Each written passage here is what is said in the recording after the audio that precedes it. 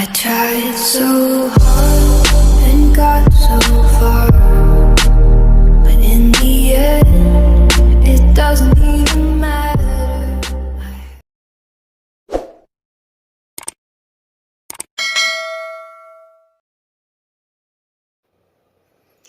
Hey, what's up, guys? It's me, Stan, again.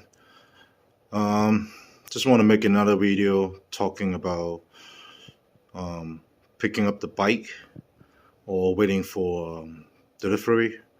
Because I was searching on the internet, I don't see any information about, you know, picking up the bike from Haul Bike. So that's why I want to make a video. Just talk over a few things that new owner getting the bike, what should they look for, how they receive the bike, and how they're gonna be able to enjoy the new bike. So here we go. First thing first, if you live anywhere near Huck, I would highly recommend you just go pick up the bike instead of waiting for shipping. Because whole bike, I don't think they pick up the bike from Huck every day. Right? They probably gonna group up like 10, 15 bike and then pick up maybe, God knows how many days later your bike was actually finished building. So that being said, once Haul Bike pick it up, they drive it. I mean, I live in the East Coast, New York City, and Huck actually is in East Coast, also North Carolina. So from what I know, for the East Coast, they will bring all the bike that come into NYC in the Pennsylvania, like a station or something. And once the bike get there, they're not even gonna leave until they fill the whole truck with the bike. So easily, that's another month and a half extra, even though the bike leave the Huck cycle from the headquarters, just to bring it to your house. So that's why I highly recommend it. If you're not live too far away, you have a truck, or you could actually fly down there and rent a truck and just drive it back home. That's the easiest way. That's the best way. When you go there, you can meet the owner, you can meet Brett, you can see the bike. They're gonna go over everything in details. You could test ride it, see, make sure everything's okay, happy, 100% satisfaction before you leave the warehouse. So I think that's the best way. And if you have to wait for Haul Bike, then be patient. Once they gather all the bike, once they get everything ready, they pretty much just gonna give you a call a day before that. The driver's gonna call you. Depends on which state that you're living in. For example, for New York City, I have to meet them somewhere near the major highway, which is for me it's not too bad, like 3 miles or 4 miles. So I take an Uber to meet the driver right off the exit of any major highway. Some people, if you live anywhere with open road, it's wide enough for the truck and the trailer to, drive to your house. They might drop it out in front of your house, but if they don't, then you got to meet them somewhere. So work with the driver, let them know what's closest to you. Anywhere with a big parking lot, like Home Depot, Pathmark, with a big parking lot, they could actually go in there and, drop off the bike for you. Someone recently on the Facebook group, they mentioned they were using something called U-Ship. They also mentioned it's like a couple hundred, maybe like 200 or 150 more than Haul Bike. But that person actually got the bike in 3 days. From North Carolina all the way to New Jersey, I believe. That's where Alex live. I'm not really sure where he live in New Jersey, but yeah, 3 days, that's very impressive. And it's only, 150 to 200 more than Haul Bike. So that might be another option that you guys could consider of. Once the most important thing, once the driver call you, let you know the time and date, make sure you're there on time. And you can actually call the driver and let them know that, hey, if there's any delay, are they going to make it there on time?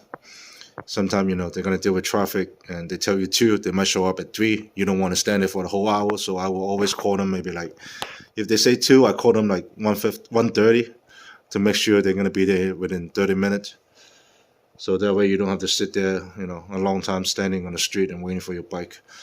And what I would bring with me, I would actually carry like a backpack.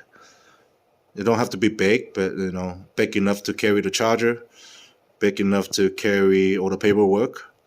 Bring a helmet. That's a must. Make sure you bring a helmet before you ride a bike. Glove or any protective gear if you want to wear them. That's totally fine because you're going to be first time riding the bike. The torque and the speed might surprise you. The weight of the bike might surprise you. So always be prepared. Depends where you pick up the bike. Some people that I know, they have to ride the bike back home 7 miles. From what I know, most of the Huck, they will come with at least 50% charge. Some of them are full charge. I recommend it, they charge it at least 50%. That's the best way for the battery, because they might be sitting in haul bike for a month without moving, and with a full battery, that might not be a good idea. But, that's not up to me, that's up to them. So you don't have to pretty much worry about the battery. This guarantee is going to be juice in there. And once you see a bike, check everything, check the outside. What else would I do? I will actually, before turning on the bike, obviously you're going to turn on the bike and check, make sure, your turn signal, your brake light, your display, everything is working with throttle and all that shit. But I will, before I turn on the bike, I will actually get on the bike.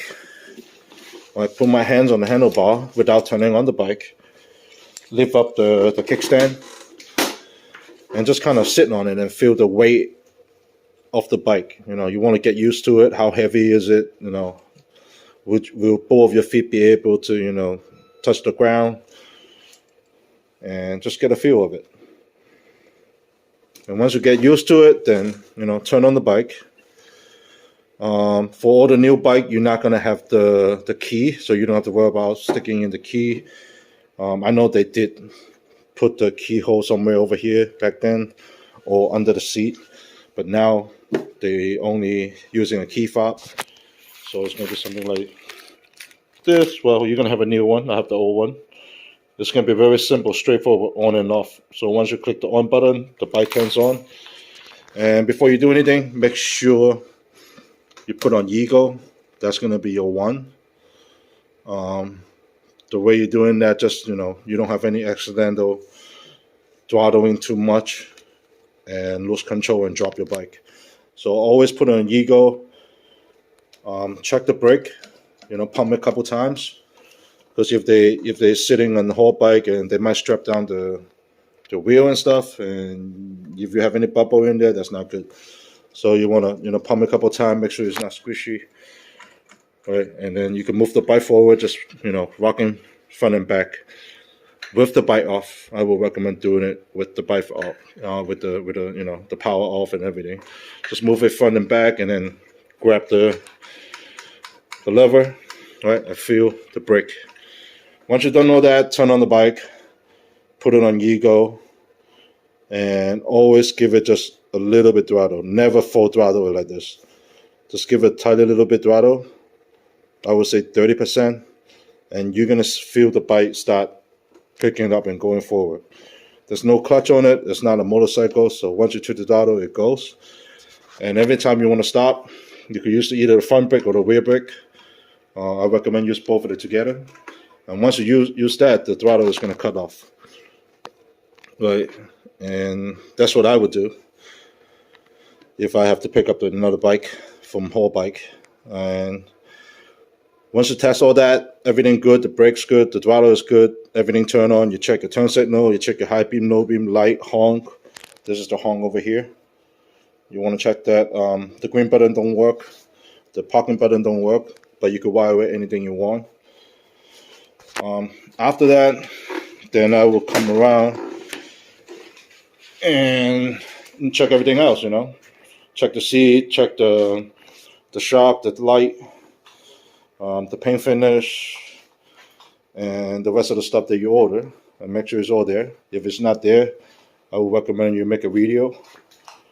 Right? And the whole bike guy is probably gonna watching you, tell you to sign the paper so you can get the fuck out of here and do the next delivery. But take your time. If you want, you can ride around the block. If you feel confident, riding with the bike, go around the block and then come back. Just don't ride too long and go crazy on it. Also, when you get home, the first thing I would do is, oops, let me turn it back. Okay. The first thing I would do is check the tire pressure, front and back. That's very important. If you look at the tire on the side of it, there's some writing on it. I put 36 to 37 on my rear, and I keep around 36 in the front. I tried 38 too. I mean, it's too bouncy. I kind of, I'm a heavy guy, 260 pounds. But I tried 38 PSI. It was kind of too much, so I keep it around 37, 36. The front, I keep it 36. And once you get that done, charge it up.